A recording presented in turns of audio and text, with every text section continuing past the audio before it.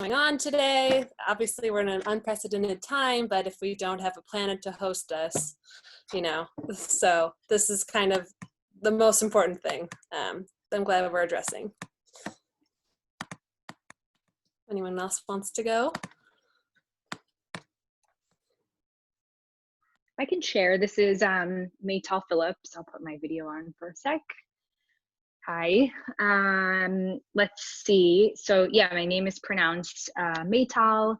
What brought me here is I'm super interested in actually launching some sort of a site that hosts some package-free, eco-friendly products. And I thought, what a great place to kind of get really educated and know exactly about what's going on. I first heard about my wrestler theme song. I don't know, I guess like Rocky. I don't know the theme song from Rocky. And I first learned about climate change probably, in high school in some of my science classes. But I also have to give huge credit to, Al Gore's Inconvenient Truth, because that's when it really, really, really dawned on me. And, when I actually started to make specific changes in my lifestyle, and really in the last year or so, even more, trying to live a more zero waste, plastic free, and so all of that. Yeah, and I'm excited to be here. So thanks for putting this on. Thank you. Thanks for being here.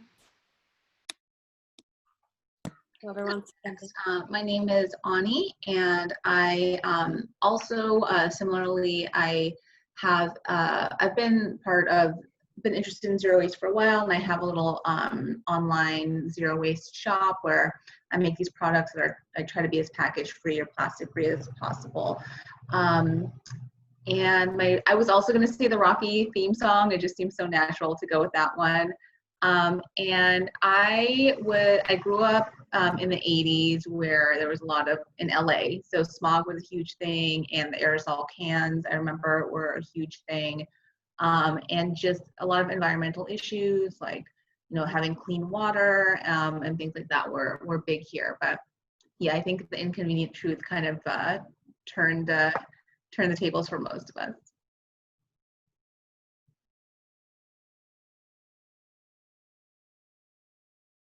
Thank you, Ani. Welcome. Well, I'll go. My name is Sarah Saltzer, and I was brought here by Sarah Kofal to actually speak today. I guess my battle cry theme song would be Run the World Girls by Beyonce. And I think I first started to learn about climate change was when I was in high school, when there were a lot of environmental issues going on. And a lot did have to do with water, but we were starting to hear a lot about the smog in LA and things like that. So yeah.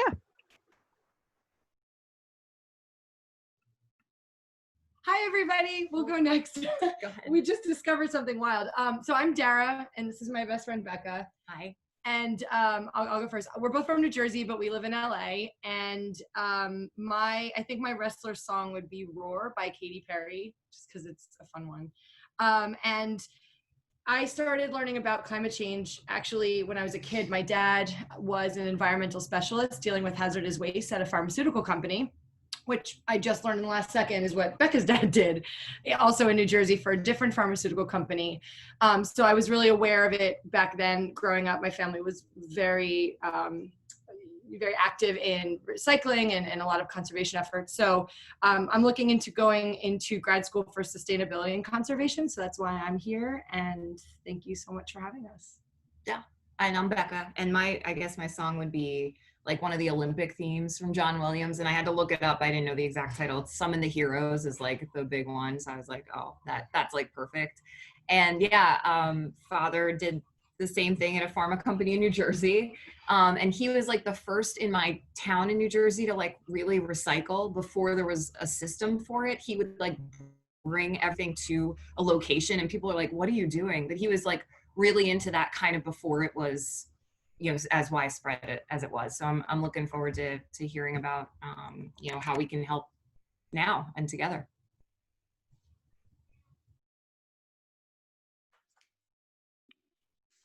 I can go. I'm Eleanor and glad to be here. I think I have very little experience with wrestling, but if I had to pick a song, I'd probably go with Not Gonna Give Up My Shot from Hamilton, partly because I recently watched it. I was very excited by it. I actually work in sustainability and specifically in transportation to reduce emissions from clean commercial vehicles. So like the trucks you see on the road, trains, ships, the port equipment. But in the work that I do, I don't necessarily engage a ton on the regulatory side, and I'm not very experienced in advocacy. So I'm interested to hear what this group is talking about, and also just to understand better ways for me to be more effective as a voice in my community outside of my working hours and the work that I do for our clients. Love it, love it. Welcome, everybody. I'll go. Hi. Oh, sorry. Oh, go. I'm sorry. Okay. Okay. I'm Caro. I am really horrible at being able to name a song out of my head, but when you said, Eleanor, the one from Hamilton, I'm like, yes, that one. I've also just recently watched it. I'm here, to learn more about what this group is doing. These past few months during the quarantine have been a really big wake-up call for me on a personal and on a personal level, and also just like the larger scale of societal issues that I want to learn more about how I can help, including environmental issues. That it's something that I've like a couple of years ago got into more like low waste ways that I could take part just in how I use things around my house. But I think lately I've been curious as to how I can get involved with other people and on a larger scale. So I'm excited to be here today. Thank you. I'll go. Hi, I'm Adrienne. I can't think of a theme. I'm a little too sleep deprived to think of a theme song, but I have been interested in environmental issues for a long time, and I have a 5-year-old daughter, and since she was born, I've been really trying to figure out ways to make the planet a livable place for her when she grows up. Prior to COVID, I had been volunteering at the Audubon Society every week, and I really loved that.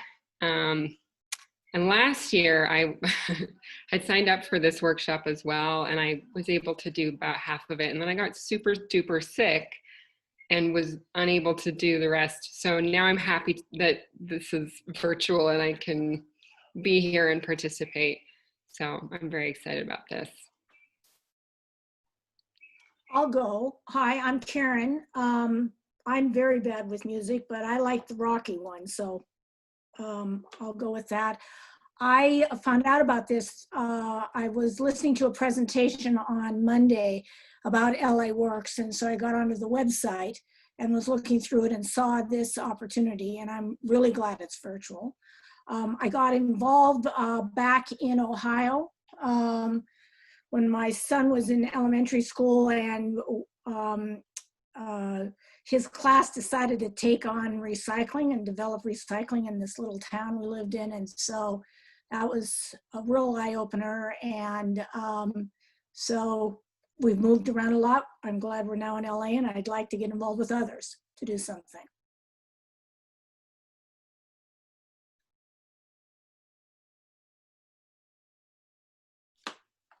Hello, so my name is Fei Wang, and I have just graduated from high school. Sorry, I'm so bad coming up with theme songs as well. I don't really listen to music. Sorry, I'm such a boring person. But the really wake-up call for me in environmental science is the class that I took in my high school. And then I just realized how horrible this world is in terms of recycling and in terms of pollution. So I really do want to make a change in that. That's why I'm here.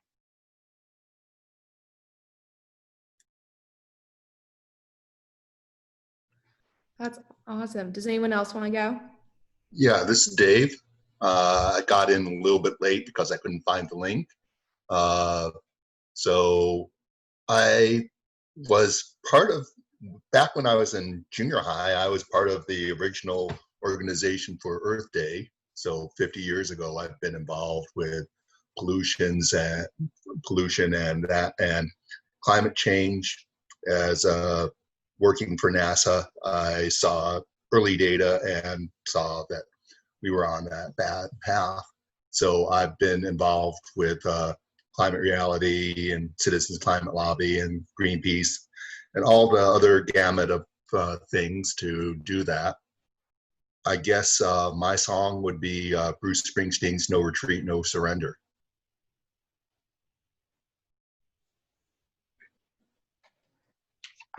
I'll go next if I can. Sorry, I have a kid, so you may hear him in the background, but my name is Michelle, and I'm part of a group called Quiet Skies Los Angeles, who have been working over the last 2 years to fight against pollution and noise pollution from low-flying planes as a result of NextGen here in Los Angeles. I think my battle song would probably be Bob Marley's Exodus. And I'm just really interested in sort of adding more knowledge to my plate in terms of understanding environmental issues and how I can use some of that information for some of the work that I've been doing with my group.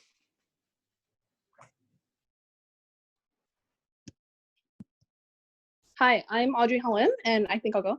Well, I already said my name, but I came here because I'm a student at Cal State Long Beach, and I lead a service org called Circle K International as their Vice President of Service. Our district service initiative this year is about climate change, so I wanted to learn new ways to help bring our club to helping the world with climate change and make sure that we really lower our carbon emissions.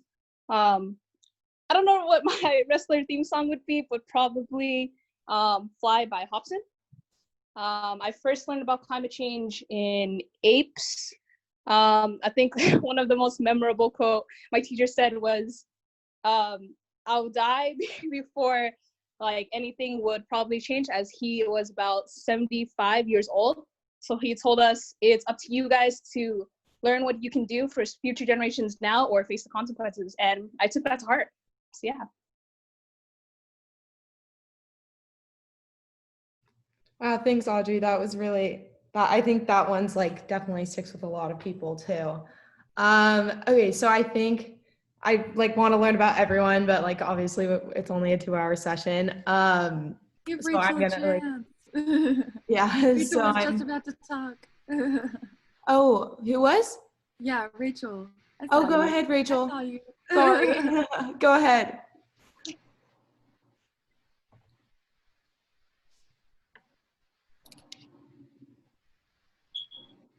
Thought we could hear you. Aw. Can anybody hear her? No, Rachel, I don't think we can hear you. I can hear you. Aw.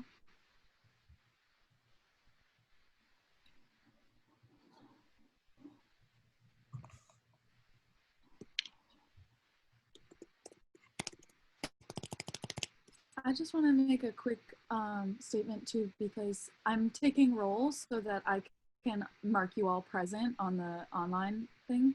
So just make sure that you have your name in some way that I can, that like where is similar to the name that you signed up with, so that I can mark you present and give you your hours for this time. Thanks. Oh, Rachel. Yeah, I'm sorry. I'm sorry, Rachel. Yeah, I'm just the. Thank you for being here, everybody, Yeah. though. Thank you. Yeah, so we'll definitely get to know each other like throughout the session as well. But I just wanted to thank you so much, like everyone, for taking the time to be with us on this Saturday morning. So this is only our second session of the like virtual climate change boot camp. And to like just remind you, this one's about how to get to net zero 2045, and it's a look at the options for negative carbon emissions in California. So in case this is your first time volunteering with us, LA Works is a nonprofit volunteer action center that creates and implements hands-on community service projects through the greater Los Angeles area, and we strive to empower Angelenos to address pressing social issues through volunteerism and community collaborations. So this brings me today to our expert speaker, Dr. Sarah Saltzer. She is the managing director at the Stanford Center for Carbon Storage. So I'll pass it over to her pretty soon. Just a quick overview of today's schedule. She's going to give a mini presentation about this topic, then we'll have a Q&A, and then we'll go into the advocacy section. And today we're going to look at how to write an email to your elected official based on what she's talking about. So just again, thank you all for taking your time to be here. And with that being said, I'll pass it over to Sarah. Great. Okay, well, thank you. First of all, can you just show me by a show of hands, can you all hear me? I'm in the South Tahoe area right now, and there's a river running right outside, and it's really loud. So do let me know if for some reason you can't hear me. Anyway, I wanted to say it was just so wonderful to hear all of the reasons why you're interested in this topic, because it's a very important topic for the world, for the country, and for the state of California. And getting to zero is something that's also been very important to the California legislature and the government of California. What I'm going to talk with you about today is carbon capture and storage, because it's one of the main ways. There are a number of things that we can do, but one of the biggest things that can have the biggest impact is carbon capture and storage. And so what I'd like to do is tell you a little bit about it, and then also introduce some things going on in the government that would be real useful in your letter writing campaign.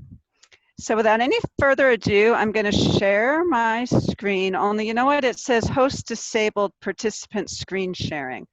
So can someone give me the rights to share some slides? Yes, I'm doing that right now. Okay, you should have. Great, now I do. Okay, so do you all see my slides? Yes.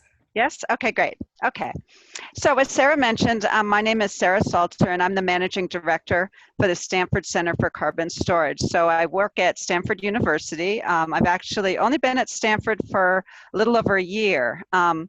Prior to that, I'm actually a geologist, and I did my undergrad at the Massachusetts Institute of Technology, and I got my PhD in geology at Stanford. And then I went to work for Chevron, an oil company, for 25 years. And it's kind of hard being a environmentalist working for an oil company, because the things that oil companies do and the products that they create are responsible for a lot of the emissions and a lot of the environmental issues that we have in this country. So it was actually kind of nice after retiring from Chevron to come work for Stanford in a role where I'm still sort of dealing with energy, I'm still dealing with geology, but I'm on the green side of things and trying to help remedy some of the problems. So let's start with the problem. And the problem here is that worldwide, carbon dioxide emissions are on the rise.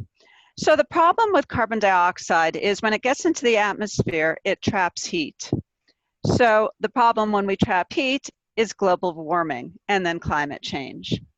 So you can see this graph in this slide shows that just in the last, 10 years, you can see how the emissions have been rising. They flattened out kind of in the 2012, 13, 14, 15 time period, but then started rising again between 2016 and 2018. A lot of that rise is actually due to growth in China and India. We've actually started flattening things out here in the US, and also Europe's done a wonderful job. And honestly, the last 4 months, as we've all been sheltering in place, emissions have gone way down. So COVID has actually had one good impact, and that is on just the emissions. However, when hopefully all of the activity resumes after this pandemic is behind us, it is very likely that emissions are going to continue on the trend that they were on. So this is part of the problem right here. And California, where we all live, is part of the problem as well. And this is just a cute little graphic, but it kind of is a wake-up call. And if we start on the left, you can see we have a lot of cars in this state, 35 million cars. In fact, that's 13% of all vehicles in the United States. And you can see the number of billions of miles that we drive per year. That's huge. And I'm going to tell you, pop over to the right side of the slide. We only have 39 million people in the state, but we have 35 million cars. That means we almost have one car per person. And yet we know that those under the age of 16 are hopefully not driving. So we have, for drivers, there are more cars than drivers. So, you know, we have a real appetite for getting around in our cars. And I know electric vehicles are a big thing. A lot of people are getting hybrids and electrics, but let's face it, most of the cars out there are driving good old-fashioned gasoline. And you can see also on the right side of the chart, or the right side of this figure, how many millions of gallons of gasoline we go through per day. It's more gallons than the number of people we have. So it's just kind of a wake-up call. The other thing that was a wake-up call for me is the number of airports we have in the state. When I think of the airports, you know, I think LAX, Ontario, Burbank, you know, and SFO, and Oakland. I had no idea there were 145 airports in the state. There must be a lot of tiny ones. But even so, back before COVID, look at the number of flights going in and out of LAX alone per day. 1,578. That's huge. And then you can see the amount of jet fuel we're going through. So California is definitely part of the problem. So where does California fit in? California is actually a really impressive state. We have the 5th largest gross domestic product, which is the total value of goods produced and services provided in a year. We have the 5th largest GDP in the world. So that's kind of interesting, because usually we think of that on a country basis. So the number one is the United States with 19 trillion GDP. Then comes China with 12 trillion. Then Japan, then Germany, and then California. So we're really up there. We're huge. But our emissions are pretty big too. We're 7% of US emissions. But the impressive thing is that California's legislature and our governors have seen that there's an issue here, and they have set some targets. And a big target they have set is for the state to be carbon neutral by 2045. We're going to talk a little bit more about this and what this means. So a graph I showed a couple of slides ago showed worldwide CO2 emissions. And this shows emissions in the state of California. And what you can see here, if you just look at the top line here, is that we were kind of flat in the 1990s and really started growing in 2000, flattened out in the mid-2000s, and then decreased. And you can see also the contributions from some of the various sectors. These are the major emitters. A lot is coming from transportation, that's our cars. A lot is industrial, that's things like refineries and cement plants, things like that. The electric power industry, because the electric power, although there's a lot of renewables, a lot of electric power comes from natural gas, which is a heavy emitter. Then there's also commercial and residential, and then also agriculture. Things like fertilizer plants and things are a large source of emissions. So California is aware of this, and one of the things that started to turn the slope on this graph is that in 2006, Assembly Bill 32 was passed, and it has some very ambitious emission reductions goals. In fact, what they stated is that by 2020, which is this year, our emissions had to be equal to our 1990 level. So they set a goal, and they set it back in 2006, which is about here when we were peaking. They set a goal that we would be equivalent to where we were in 1990, and we've actually done good on that. The other thing, however, is they set some goals for the future. They wanted our emissions to reduce 40% below the 1990 levels by 2030. And then you can see the 2050 goal, which is 80% below the 1990 goals by 2050. So if we just look out to 2030, that's 10 years, and look at how much we have to drop our emissions. That's quite a bit. And so here is the problem. Well, I should actually back up. That's the problem. The solution to our emissions problem is that the legislature has put in place these ambitious reduction goals, but now we have to say, how are we going to do it? What are we going to do to reduce the emissions? And one way we can do it is through carbon capture and geologic storage. So this cartoon, it's a real simplification of what actually goes on with carbon capture and storage, but I think it really illustrates the point.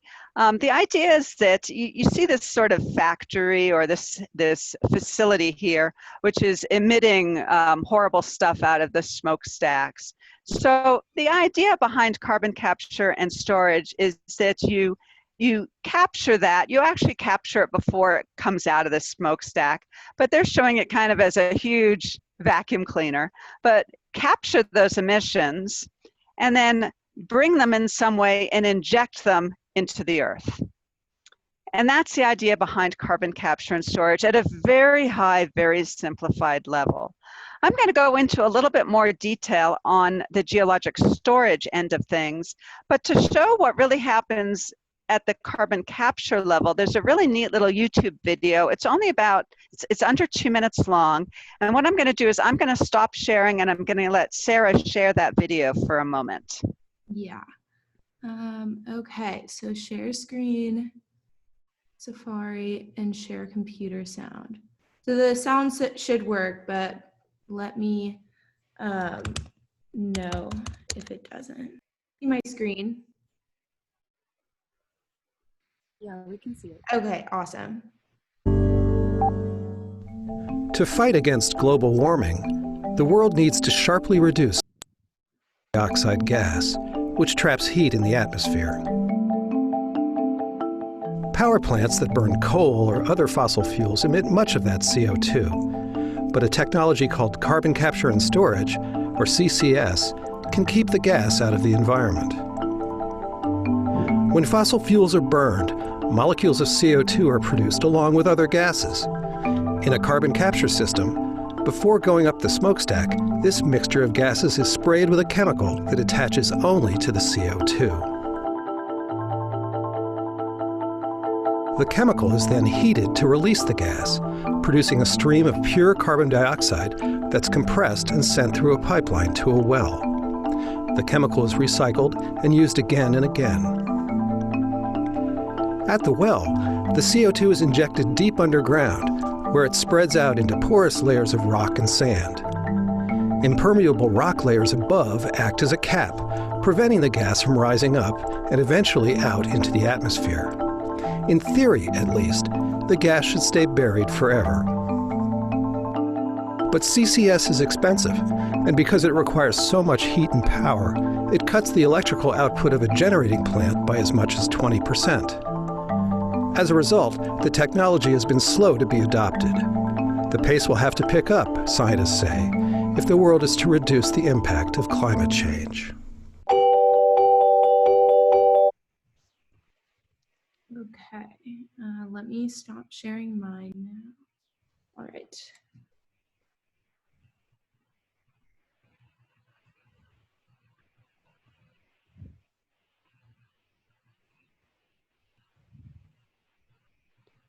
Okay, so I think you'll agree that was a cute little video, and it showed sort of in a nice way what really can go on before the CO2 leaves that smokestack, a process that can be implemented to capture the emissions.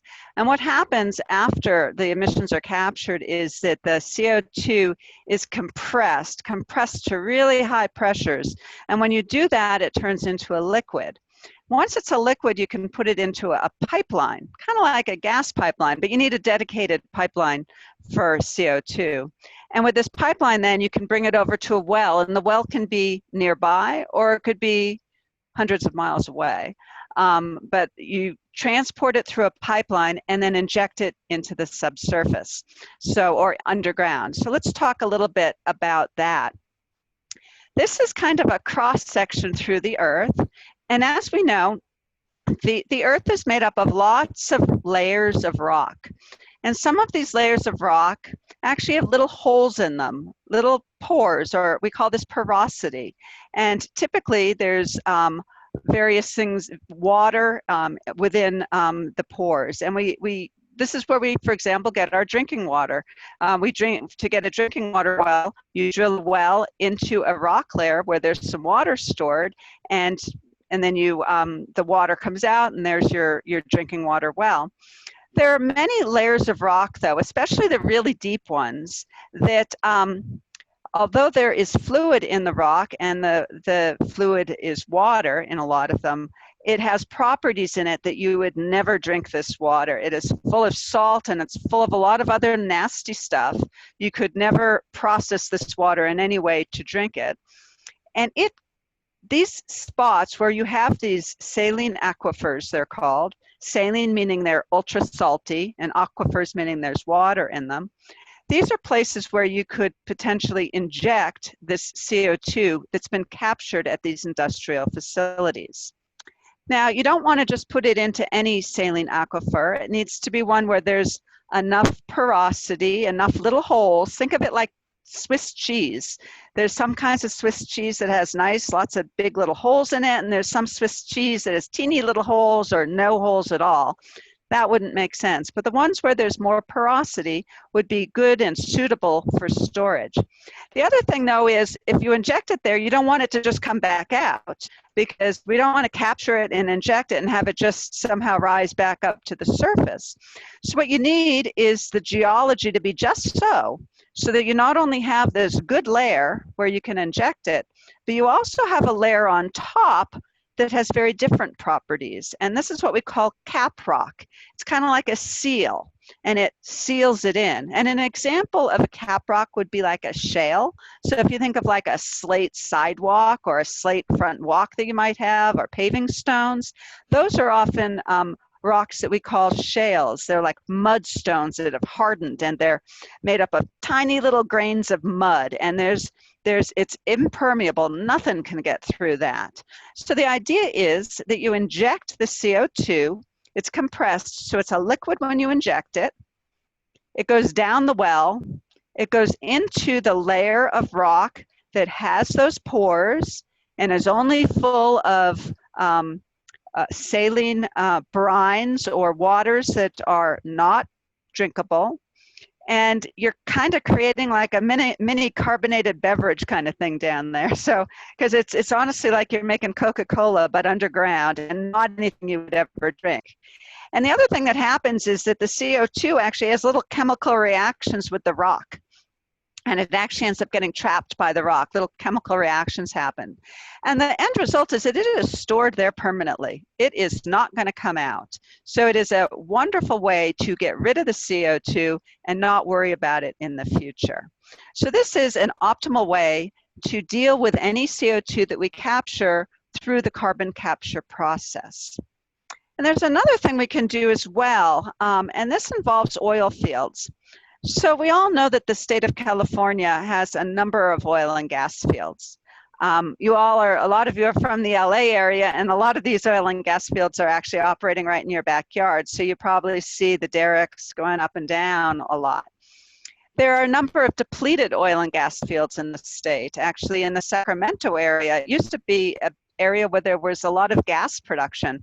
There isn't anymore because most of those fields are depleted. They've been produced and there's really nothing left. There's a lot going on in the Bakersfield area. There's a lot of oil activity there, as well as in the LA area. And something that can be done is CO2 can be injected into former or depleted oil fields. And what makes a former oil field a nice place to put CO2 is because it was one day, or it used to hold oil, it means that the rocks actually had the porosity or the pore space that's needed. And it used to hold oil because it had that cap rock, that rock on top that held everything in place. So the oil fields proved that you had a good containment for millions of years. And maybe the oil has been removed, but it provides a good spot where now we could store CO2. And then another thing that can be done in an active oil field is sometimes when an oil field is being produced, oil comes out, and as oil leaves the reservoir, the pressure goes down. And so something that oil companies do is they sometimes inject water into another well to increase the pressure underground to kind of push that oil out. Turns out you can use CO2 for the same purpose, and this is called enhanced oil recovery. So there are places in Texas where they do this. They actually capture CO2 at an industrial facility. They transport it to an active oil field. They inject it underground, and they end up using it to push out more oil. And this is something, it probably wouldn't see this happening in the LA basin, but it's something that you could definitely envision doing in the Bakersfield area, because it would be a win-win. You would, for the oil industry, it would be a win-win. You would end up getting more oil, but you would also be safely storing the CO2. So California, you know, I talked a bit before about all of our emissions, and this diagram to the right shows the locations of all of the emissions. Unfortunately, the boundary of California isn't shown here too well, but this is sort of the San Francisco Bay Area and Sacramento area, and down here we have the LA area, and then here is sort of the Bakersfield area. And these are the different emissions that we have. You can see the color of the circle tells which industry is responsible for the emissions, and then the size of the circle tells us something about the volume of the emissions. So you can see our emissions are concentrated in a few areas, but then we have various facilities elsewhere that are emitting. But California is also really blessed with good geology for CO2 storage. And so I talked earlier about saline aquifers being a really good place to put CO2 emissions. And this diagram here shows in green, these are all the good aquifers. The United States Geologic Survey has checked out California, and we've also at Stanford been doing some work. And the amount of storage we have, we could capture all of our emissions, and we could do that for over 1,000 years. We have plenty of storage area in California for those emissions. And I also mentioned these oil fields and gas fields, and they have capacity for the carbon dioxide as well. And this map shows a lot of those fields. I mentioned the gas fields up in Sacramento, which are not operating anymore today. So those would be a great place to put some of your emissions from the Bay Area. Down here, I know a lot of these oil fields in the LA basin and out towards Santa Barbara, a lot of them are still active. A lot of them are not active anymore. But a good place to potentially put emissions would be in the Bakersfield area. The problem would be, in all of these cases, pipelines need to be built. So not only do you have to capture it, you need to build some pipelines, and those do not exist today. There's one project in California. It hasn't started yet, but it's probably the furthest along. It's in the Bakersfield area, and it's at the Elk Hills oil field. And there's a company called California Resources Corporation. It's an oil company. It's actually the largest oil company in the state of California, and no one's really heard of it. It used to be Occidental Petroleum, but they sold off everything that was in California and formed this company called California Resources Corporation. And at this Elk Hills field, they actually have a power plant that supplies electric power not only to the oil field, but also to the electric grid that satisfies the Bakersfield area. And they're looking at capturing the emissions from that plant and injecting them here in this field. And that will be really good. Now, I realize it's an oil field project, and that's not necessarily something that a lot of environmentalists really would like as the first flagship project, but it is the one that's the furthest along, and it is an example and can help pave the pathway for more of these carbon capture and storage projects. So we definitely need more of these projects in California. Right now, none are running. In the country, there are about 10 that are up and running, and we really need some in California, and we need your help. So at the beginning of the presentation, I mentioned Assembly Bill 32, and that was the bill that requires us to reduce our emissions by certain percentages by certain times. And what it does is it sets some targets. So I mentioned that by 2030, our emissions need to be 40% less than what they were in 1990. And that was a pretty steep drop. And one of the ways, so the way it works is it sets targets and it basically says the state can't go above this.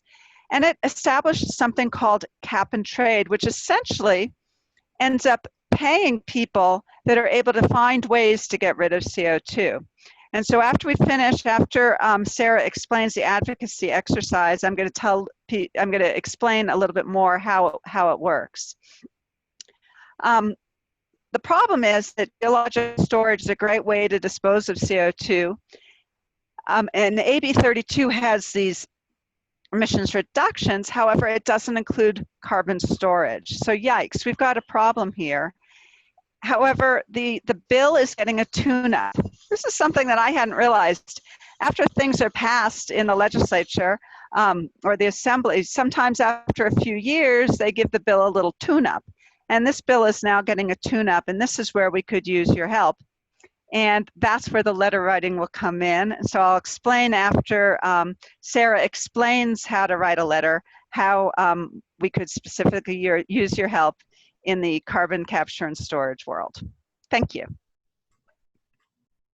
Awesome. Thank you so much, Dr. Saltzer. That was great. Really interesting. I didn't know a lot of that.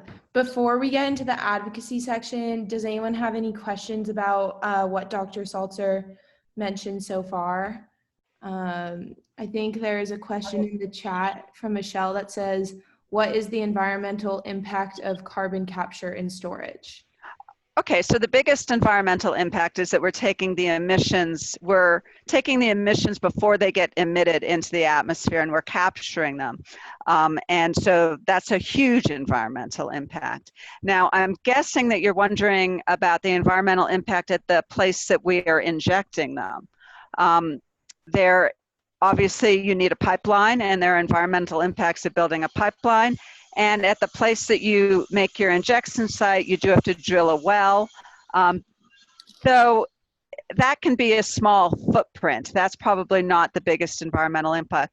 There is another impact that the carbon capture equipment actually requires heat. So it does require a little bit of power to run. And so there are emissions from that. But the net emissions from the whole process is zero or less.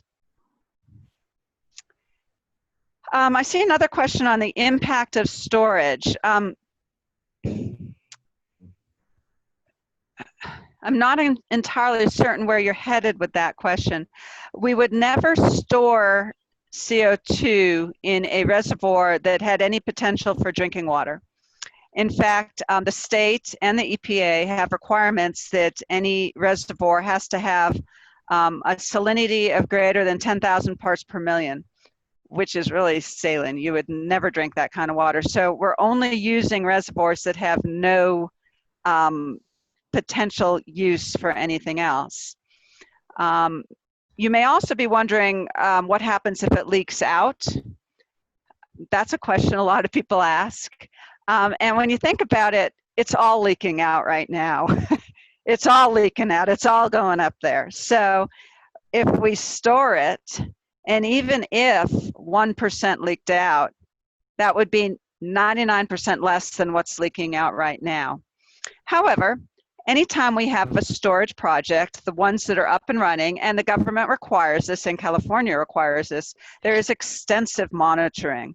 There's monitoring to understand underground where is the CO2 going after it's injected, and there's also surface monitoring to ensure that nothing is leaking. And that's required by the state of California. And this kind of monitoring has to go on for 100 years. You have to really prove that your site is geologically safe for geologic storage. Okay, good question coming here from Dave. We need better than zero. You're absolutely right. Carbon capture and storage doesn't get you down to zero. And there are other things out there that are absolutely needed. So if you remember my picture, the cartoon that showed the big vacuum cleaner sitting on top of the smokestack capturing it, there's another technology called direct air capture, which if you think of it, think of some huge industrial industrial fans that are even on steroids. That's another option, that they can just sit in an open field and capture CO2. And then once they've captured it, you can do the same thing. You can compress it and you can inject it in a storage site. That is something that can actually lead to negative emissions because you capture it and it creates none. The problem with a lot of the things that are negative emissions is they tend to be expensive. So direct air capture has costs that right now are just a little bit too expensive for folks to contemplate doing at scale. Another beautiful way to capture CO2 is plants and trees. Let nature do it. And nature does a wonderful job of doing it. So trees, just planting trees, crops, using CO2 can be used as soil amendments. All of these can actually lead to negative emissions as well and are a huge help. The problem is they can't solve the problems for us. We need it all.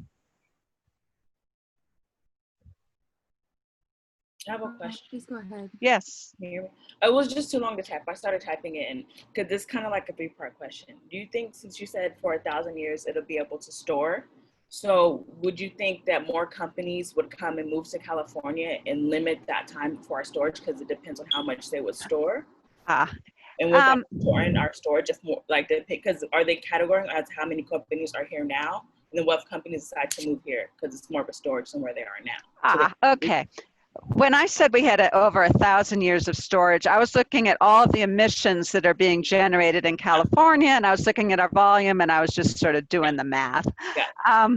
We need to be reducing our emissions, whether we have all that storage or not. There is more than enough storage. We certainly don't want more companies coming in and emitting and then storing here. That we don't want to be doing that. But we.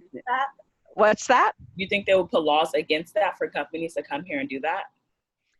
I don't know if there's going to be a lot of incentive for companies to come to California, given our strong emissions legislation that we have out there.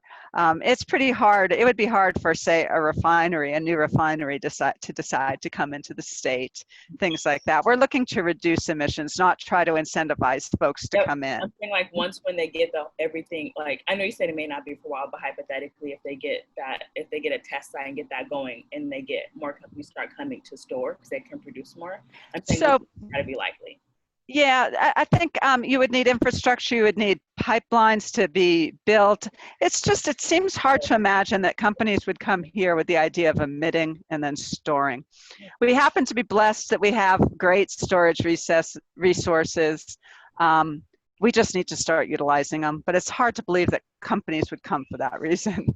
But if you say if it leaks up, would that do something to our soil when it comes to planting? Like, would that ruin farming, like agriculture? Oh, no, actually, when I mentioned that CO2 is used as a soil amendment, it absolutely does not ruin the farming. It's considered a good thing. It actually helps crops, and actually, when CO2 is in the neighborhood of crops, often you get better yields with less water. So, the folks at UC Davis are all over this, and the other UC schools. It's a win-win. It's just that those processes, they're wonderful, but they don't use up enough of the carbon. So I saw for a second all right, could the CO2 possibly create deterioration on a geologic level that could have unforeseen consequences?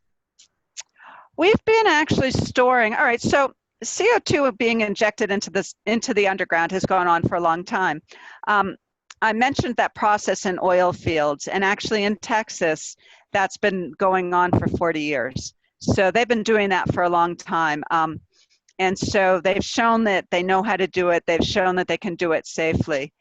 They've been doing it for enhanced oil recovery, so for a different purpose, but technically they've been shown that we know how to do it and it stays there. There have also been projects in Norway which have been operating for 20 years. There have been no unforeseen consequences and no leaks. So I do believe, and most of the experts in this area agree, that we can do it safely and securely. And of course, then the government and the EPA has set up protocols to ensure that we follow certain guidelines when injecting into the subsurface. And they have very, very high hurdles that you need to cross before injecting.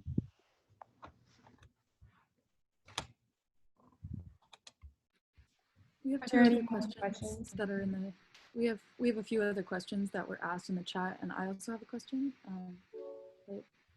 I'll pull up the. Ellen This is a good question about if there's any recent information on the seismic risk of injecting carbon into these wells. So a lot of the folks at Stanford, where I am, we have some of the leading folks that look at creating earthquakes due to oil field activities and creating earthquakes due to just injecting into wells. And we've spent a lot of time studying water injection wells, wastewater wells. There, in the United States, there are thousands, hundreds of thousands of wastewater wells. So there's a lot of data on this. And there are conditions that are well understood. If you're near faults and you're near areas where there's active seismicity, you need to be more careful. The other thing is that I showed you a picture how you need that top or that cap to keep everything in. It's also important if you're in a seismically active area that there is a bottom seal or a sort of like a bottom cap, something to hold it on the bottom in. And so when you're in seismically active areas, which we are pretty much in the entire state of California, there are a few more hurdles that we have to go through. And this is one of the reasons that, for example, the LA area might not be, there's a lot of faults and a lot of seismicity. So that might not be one of the better areas, but the San Joaquin Basin, which is the Bakersfield area, we do have areas, where we not only have that top seal, but we have what's called a bottom seal.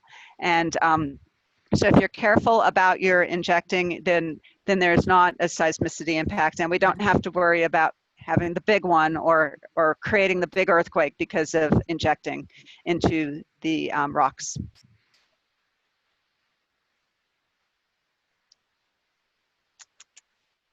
The other question was, are there other uses for these available empty reservoirs which are competing with CCS? I can't hear you, Geneva. It's on the chat. It's Eleanor's second question is, other uses for these available empty reservoirs which are competing with CCS? Oh, so they've been here a long time. Obviously wastewater, that tends to go into different intervals than we're talking about here. The quantity and the amount of storage that we have is so vast that it's really quite hard to imagine that there's really a competing use for the amount of storage that we have. So even if we came up with other products that we somehow wanted to inject into these saline aquifers, we have so much that we're probably okay there. And CO2 is definitely a product that we want to get rid of. So it would compete well against a lot of other things one could imagine injecting into them. My question is about the oil industry. Do you think we'll ever slow to stop using oil, or do you think the oil industry is just going to get more efficient? Well, the oil industry has been getting more efficient, and that's good. When people say, will we ever stop using oil? Well, when are we all going to switch over to electric vehicles? When they get affordable. That's some of the things that we're going to have to do. There are going to have to be some major changes. So it's the oil industry is what's fueling those non-electric vehicles, our traditional cars. So first we have to get them off the road. The other thing that the oil industry provides is natural gas.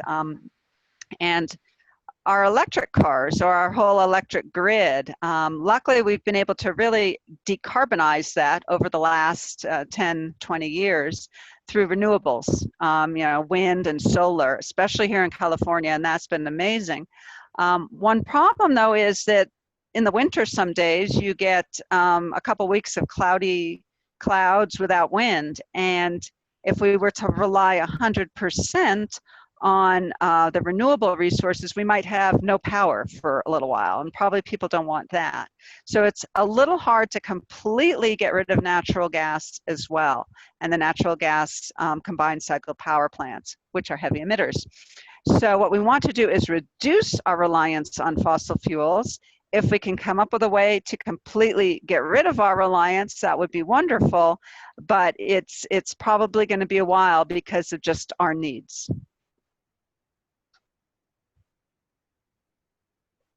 Last couple questions were put in the chat. How much does it cost to build the infrastructure? It's expensive. So it depends. If you're putting carbon capture equipment onto an ethanol plant, that's cheap. You can probably do that for 50 million or so, 100 million. If you're talking about a power plant, you're up in a lot more. You can get up into a recent project in Texas. It was close to $1 billion. The federal government helped support that. So carbon capture is not cheap. I think the video mentioned this, that it's pretty expensive.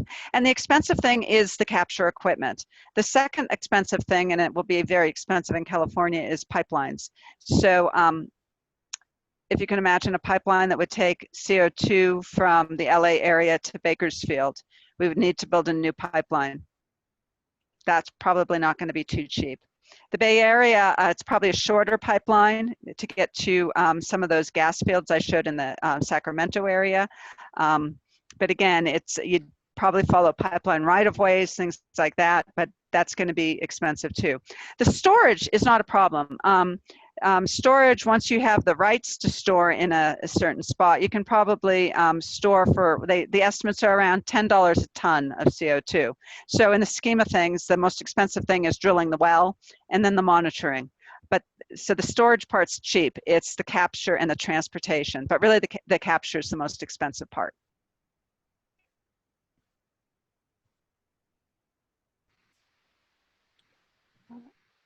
Are there any more questions? Yeah, there are a couple. Just Eleanor also asked if AB 32 were amended to support CCS. From the business perspective, would state subsidies be critical for CCS to occur in California? I'm thinking of the cost of permitting being high, and as you mentioned, the process being expensive. I don't think state subsidies is what would be needed. The market could help, and so what AB 32 does is that wouldn't be a state subsidy per se. That the market helps create that. You know, in other places, the federal government has helped build a couple of these facilities, but then they can actually make money for the companies. So what's hard is right now, a lot of companies would like to invest in this equipment and do it because they kind of have to because of AB 32. The problem is they're worried, like if you think about it, a refinery in LA, if they invest in the carbon capture equipment, that's really expensive, but they need to know that they'll be able to build that pipeline to get it to where it needs to go. And that's what is making everyone a little bit nervous. And so things like that make it hard. Yeah, I was curious, like kind of piggybacking off of that with like, wouldn't the oil companies have enough money to invest in these things without a state subsidy or government funding?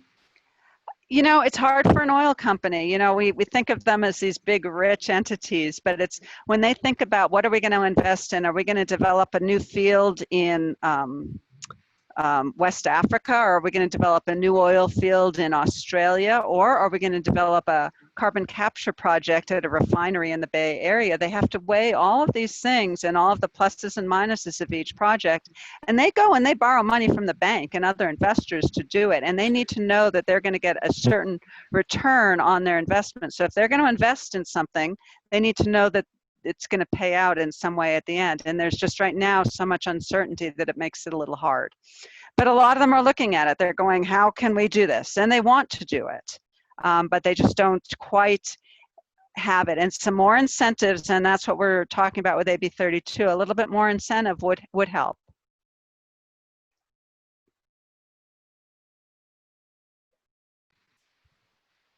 Thank you.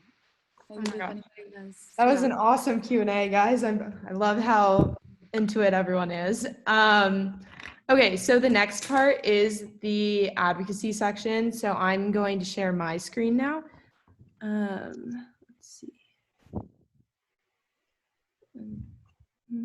Let's just share the whole desktop. Hopefully that'll work. All right. Can people see this?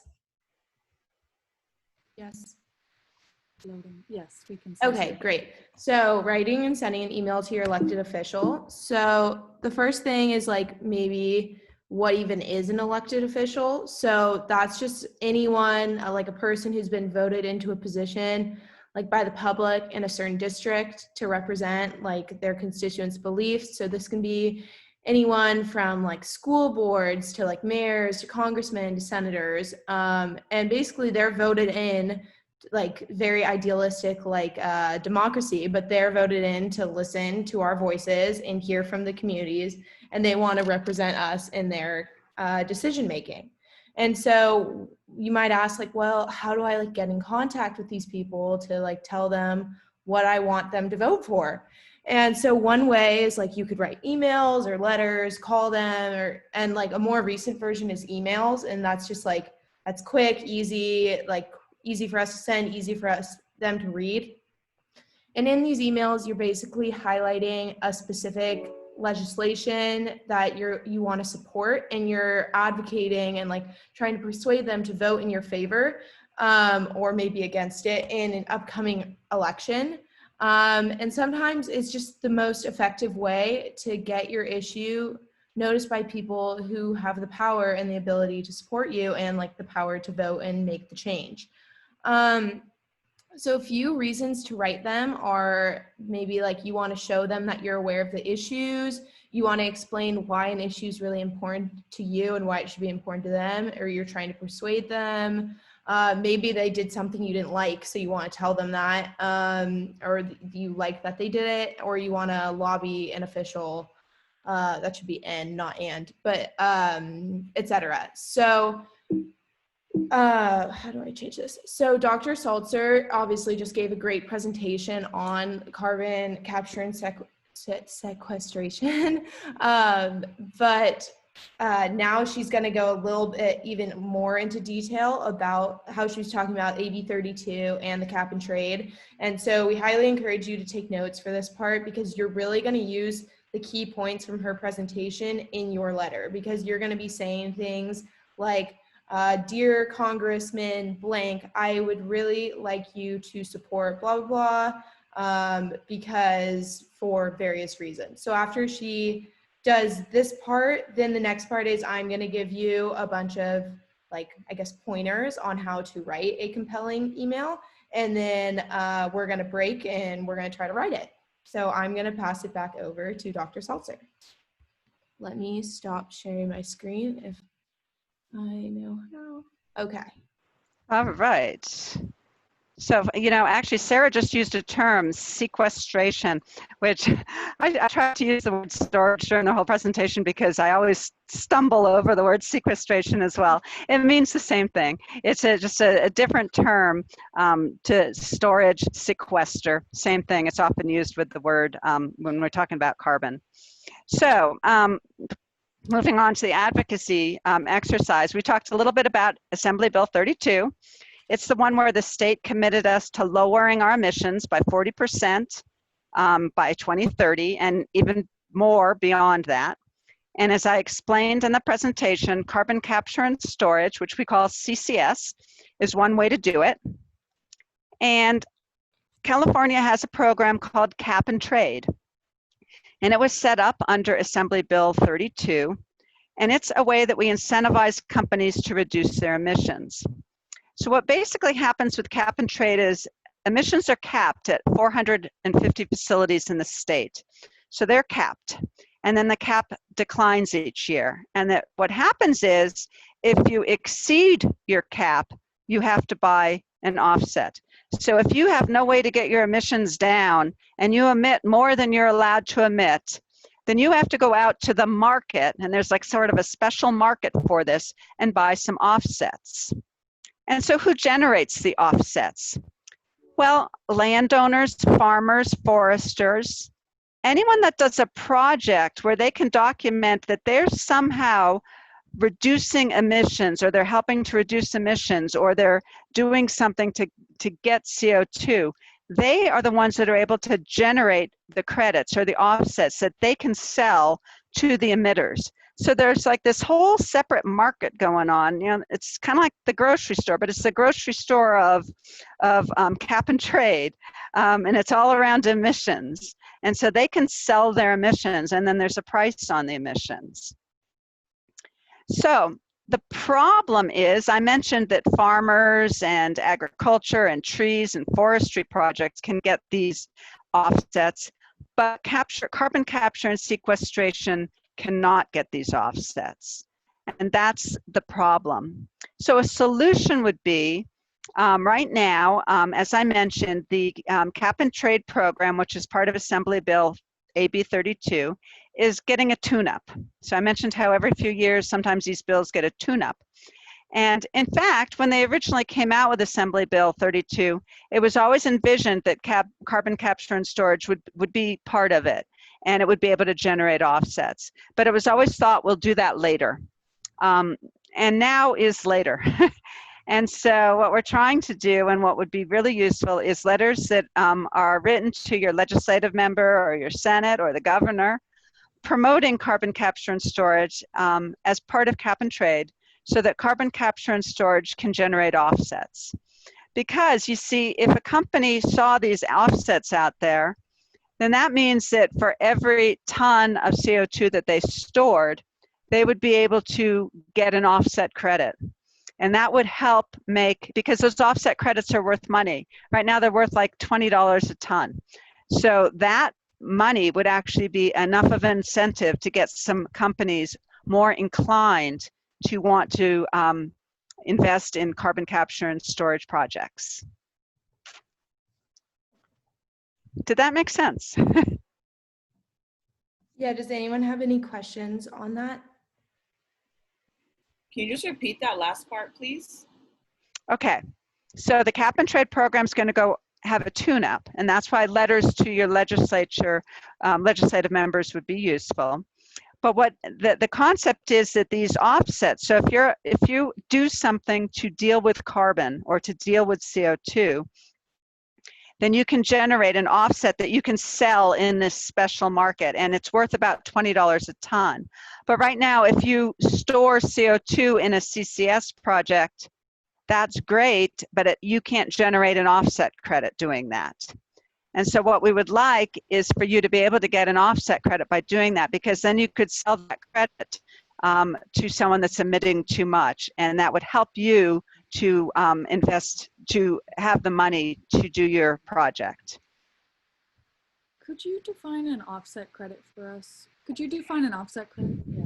Yeah, all right. So this is a tough concept because they're all I don't want to say imaginary because they're not imaginary, but I think it's probably pretty clear if you've gone beyond your emissions, what you're allowed to emit. What an offset credit is if you've done something, and I've mentioned here the landowners, farmers, foresters, or we're hoping someone with a geologic storage site for CO2. If they're doing something to get CO2, to remove CO2, then they get a credit, and it's issued by the state of California, their credit. And it's like they have a credit. It's almost like money, but they can trade this thing around and it's worth money. So that's what an offset credit is.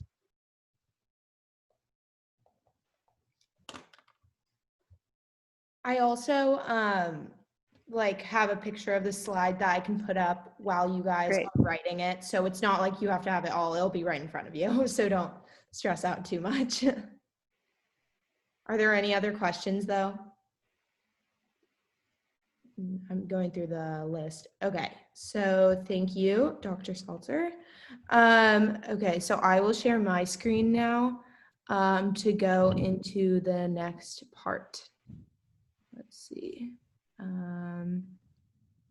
Okay, share desktop. Okay, so this is not the right one. I also have this links set up that I can send to you guys if you want as well. But I can send it at the end. But okay, so let's go back to it. So like, honestly, before even just like a little bit of background, before I even like got into like LA Works and stuff, I barely even knew about like writing a letter to your elected officials. So I know it can be like kind of intimidating at first, but like after learning about it, I realized like actually how easy it is to write one, and how it can actually make a really big difference. So I put this at the very bottom, but the first part is like later. Right now you could just address it like, dear Congressman or Congresswoman blank, or whoever you're sending it to. And then you can go to this link, and it's really easy. You just put in your address, and it'll bring you to the site, and you just put it in. So I will put mine in. Sometimes maybe I shouldn't show everyone my address, but oh well. So, and then it will bring me here to like my state senate. I know this is him, like Steve Glazer. So then you will click, it'll bring you to a website, and usually there's a contact link. So if you go to it, I know this says contact, and then there's an email option. So you would just like go through all of that. That'll be more the homework, but just so you guys know, like the end goal, like it's to send it to them.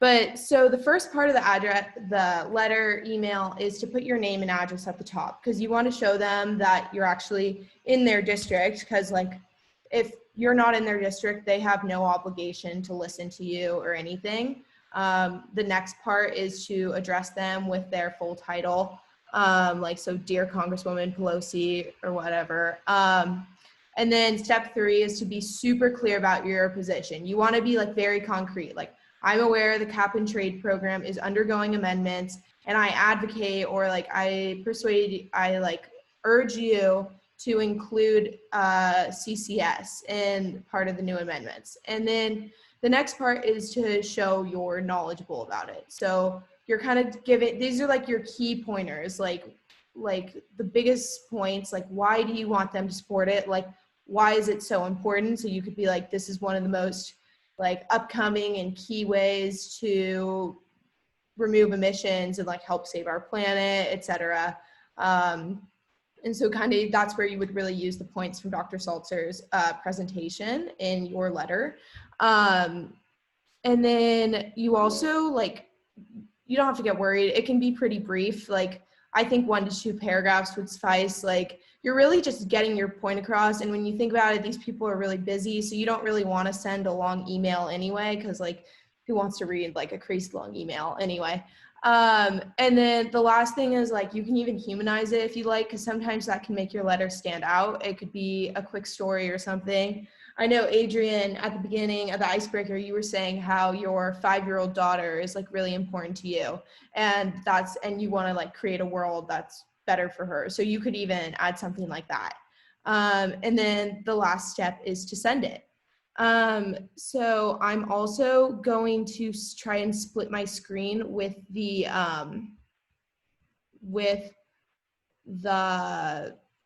information from Dr. Saltzer's presentation to so you guys can have both, to hopefully make this most efficient.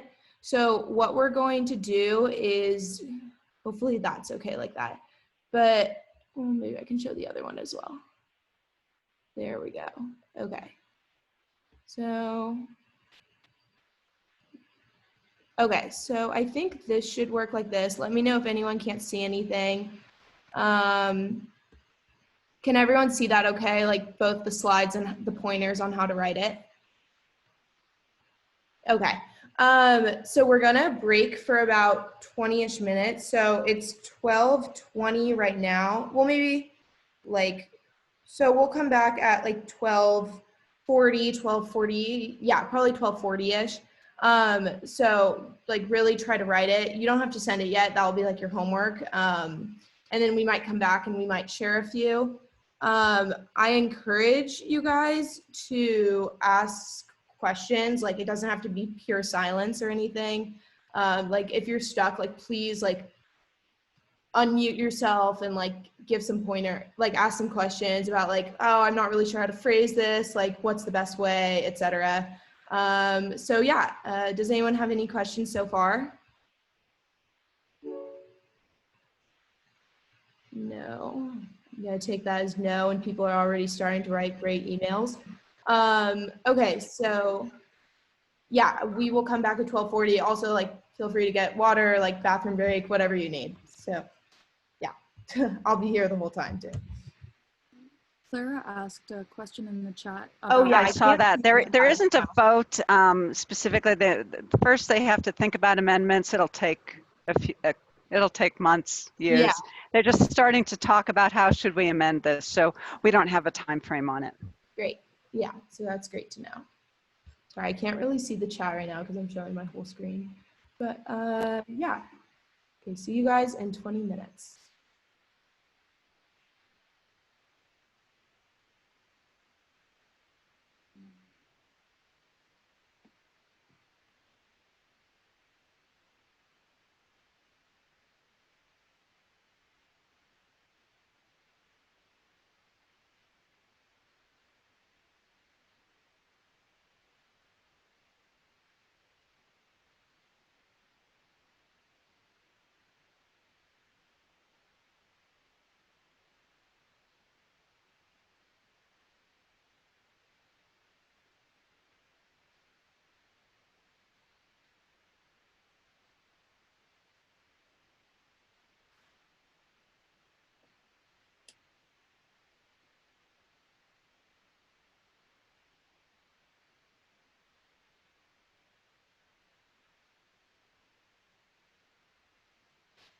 I have a question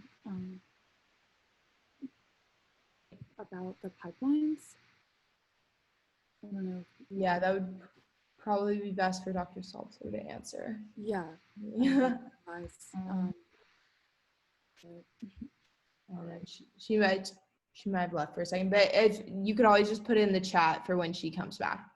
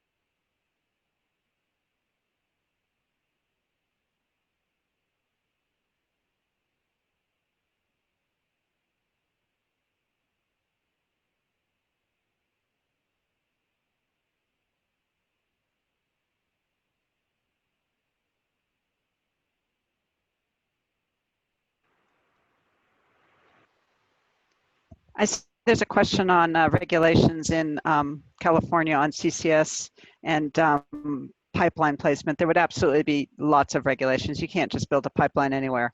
That's a heavily regulated industry, as is storing carbon in the subsurface. So yes, this would be heavily regulated. In fact, there already are regulations for it.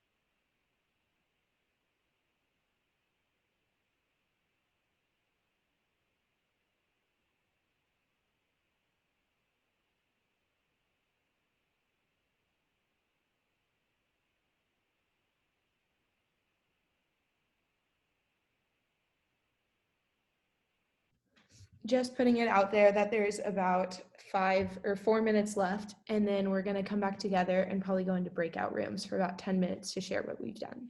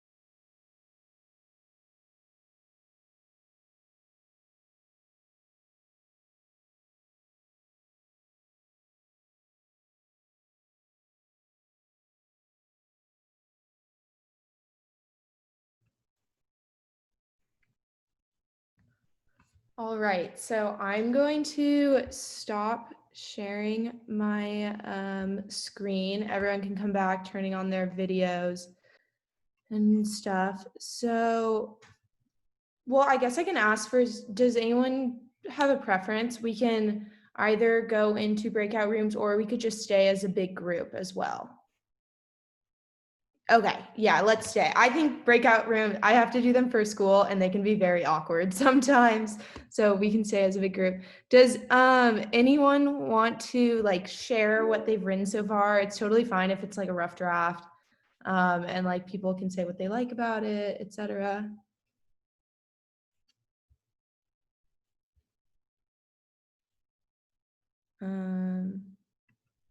I can also go first to get it started. Okay, I'm not the best writer, but so my person, I was like, so I like started with my name and address, and I just said, like, dear State Senator Glazer, climate change is an environmental issue that is critical, and it's very passionate to me and all of my friends and acquaintances. I am proud to be from California, a state that has so many ambitious goals for negative emissions. I applaud Assembly Bill 32, AB 32, which aims to lower California's CO2 emissions to 40% below the 1990s level by 2030. Under AB 32, the California Cap and Trade program is set up, and it is to provide a means to incentivize companies to reduce emissions in terms of offsets and profits. I am aware that currently carbon capture and sequestration is not incorporated into the Cap and Trade program, and so it cannot be used to generate offsets. Carbon capture, I'm also aware that the Cap and Trade program will be undergoing a tune-up in the near future, and I urge you to promote CCS as part of the Cap and Trade program to allow it to generate offsets. Carbon capture is key technology, and it's part of the future in terms of negative carbon emissions.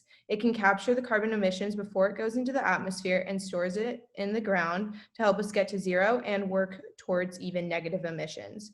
I want to grow up in a sustainable and healthy planet, and I urge you to want the same and to use your voice to help make a difference. Thank you for the time, Sarah.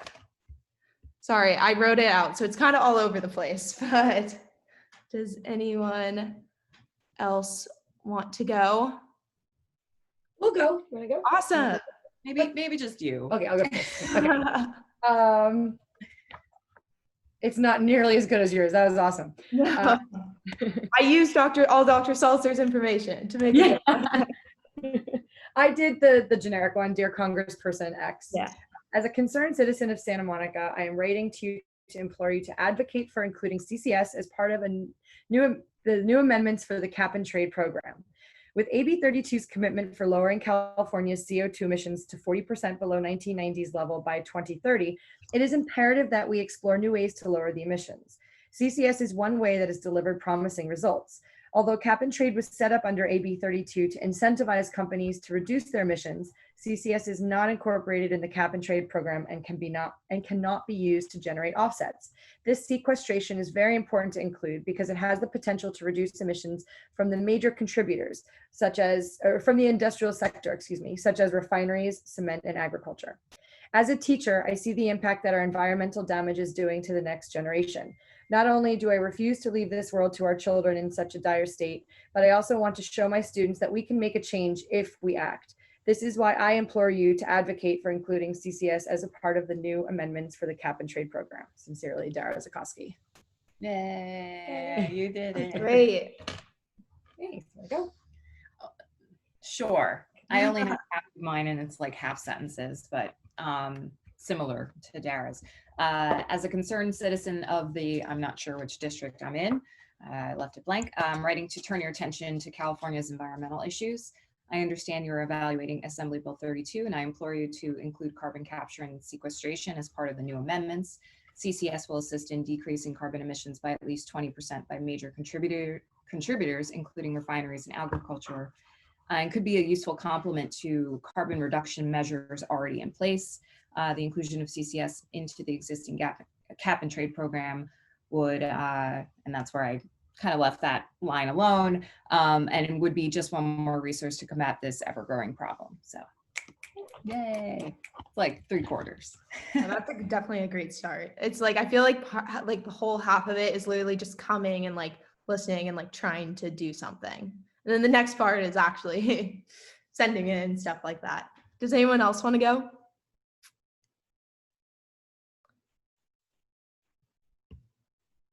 I don't know how to say it, but Roan Townsend, did you raise your hand? Okay. It was cute because they did a half five, so I was like, oh yeah, with them. But no, I struggled and I only did my name and my address, and I just kept starting and then stopping, and yeah, I definitely feel that first. Yeah. Does anyone want to share theirs?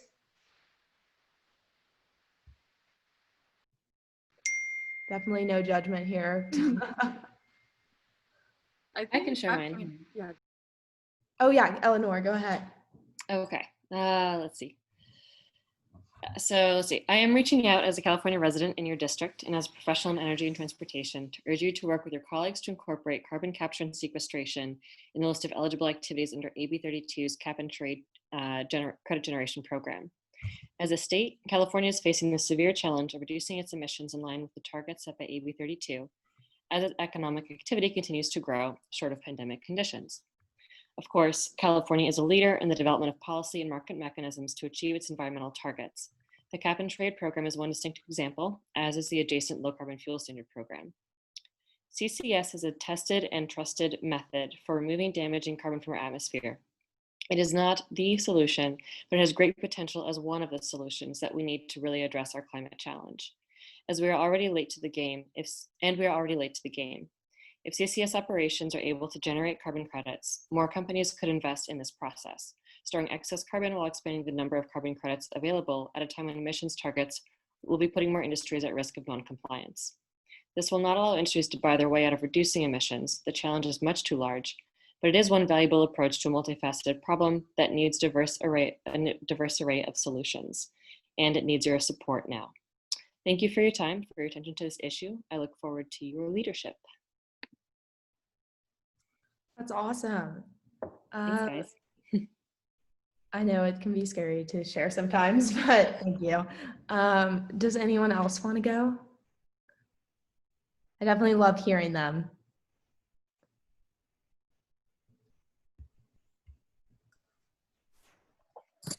It's not that scary. Give it a shot. I know it's not as scary as you think. I'm happy to share. This is Mital. Yeah, mine's like pretty along the same lines, I think, as what everybody else wrote, but just dear Congressman, whoever it is, because I don't know who it is yet. I'm reaching out as a deeply concerned citizen about the state of our planet. It's incredible and inspiring that California has such a powerful bill, the AB 32. However, we need to do more. I'm aware that the cap and trade program is undergoing amendment soon and urge you to advocate for including CCS as part of the amendments. The carbon capture and storage initiative is important to include as it has the ability to reduce emissions from all the major contributors, refinery, cement, and agriculture. It's important for our children to live in a clean and sustainable environment. It's also important that we give back, offset what we're using from the earth, and to prevent future, this is where I can't really read my handwriting, future climate crises, and something like about being able to breathe outside. I don't know what the rest of it was, but I also just wrote it out. But yeah, I feel like those are all the things that are incredibly important as part of these initiatives.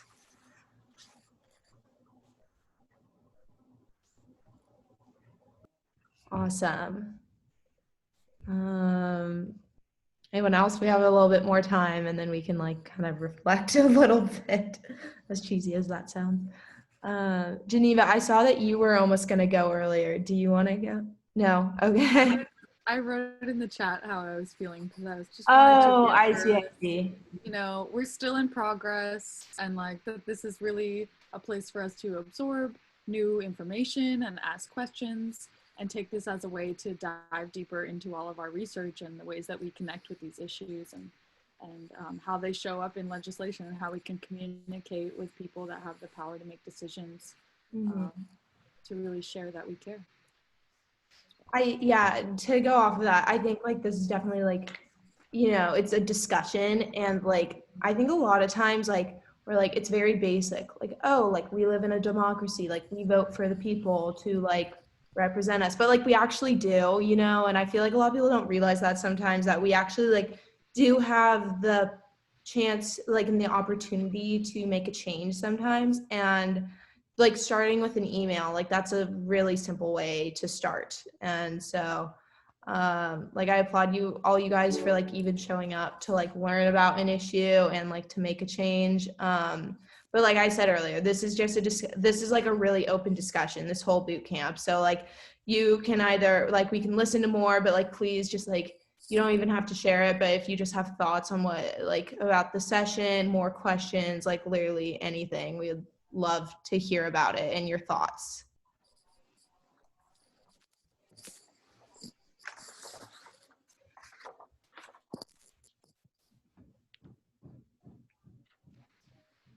I also would be interested in hearing about if there's specific things that people would want to learn more about in future ones, because we have a schedule with things that we're offering for this whole boot camp.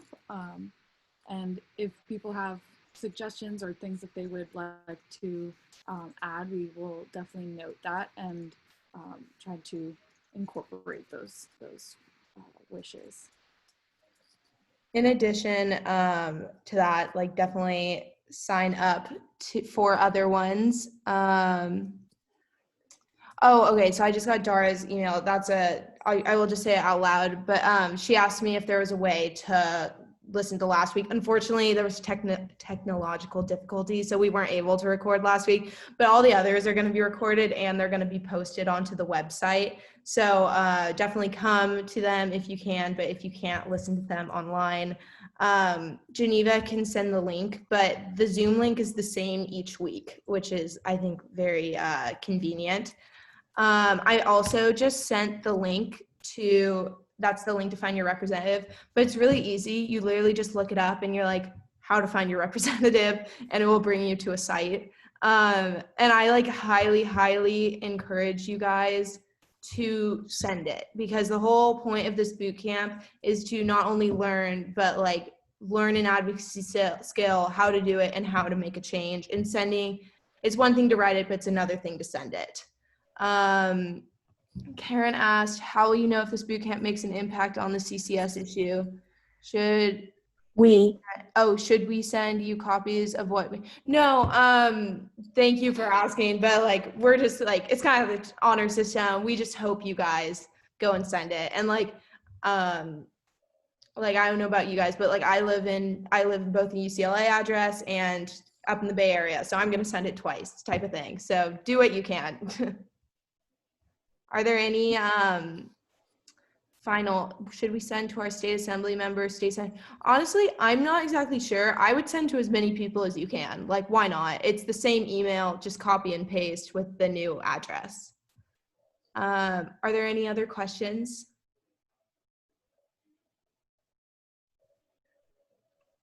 No. Well, I think, Adrian, do you have a question? Just a helpful tip that I learned last time I did this workshop. A piece of advice that was given to me was, as soon as you finish your letter, send it immediately. Definitely. Because the longer it sits on your shelf, the less likely you are to send it. Yeah, definitely. We really like try in these sessions to like do something that you can do right, like in real time. So it's not like, oh, like I'll do that later type of thing. So definitely, I totally agree with Adrian. Like, maybe sign off and send it, like, after this Zoom meeting. Any other things? Is this class weekly, or is this just a one-time thing? It's bi-week. I think that's how you say it, bi-weekly. So it's every other week. And we have multiple sessions running. So this is the second one, and we have 7 total actually. So there's 5 more. It's running all the way till September, and we would definitely like love to see you guys there.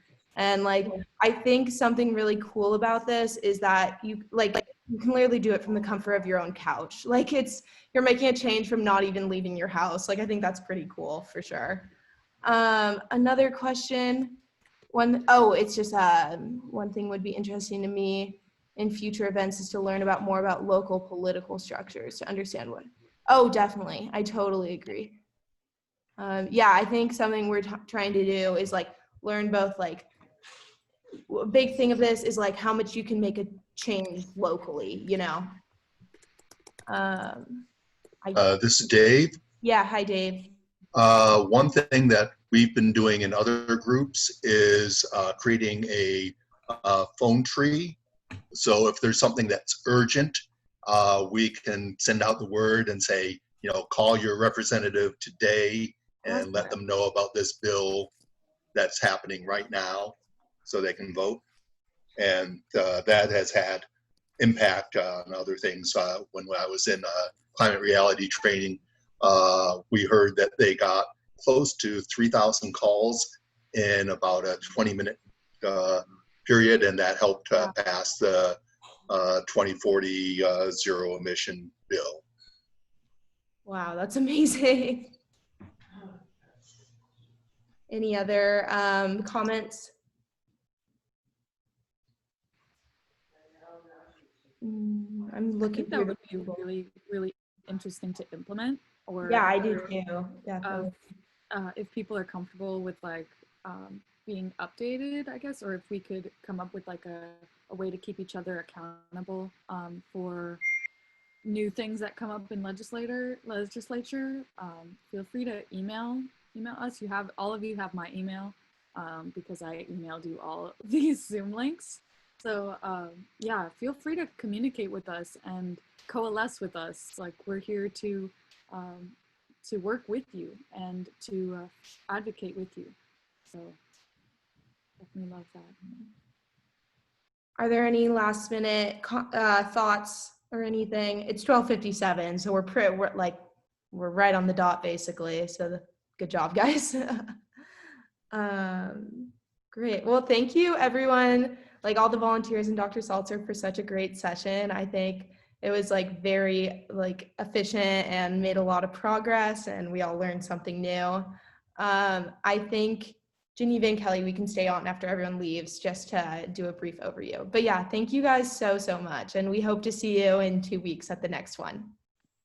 Thank you so much for hosting this. Yeah. Thank you. Bye, guys. Bye. Thank you for being here. Bye. Bye. Thank you. Your daughter's so cute, Adrian.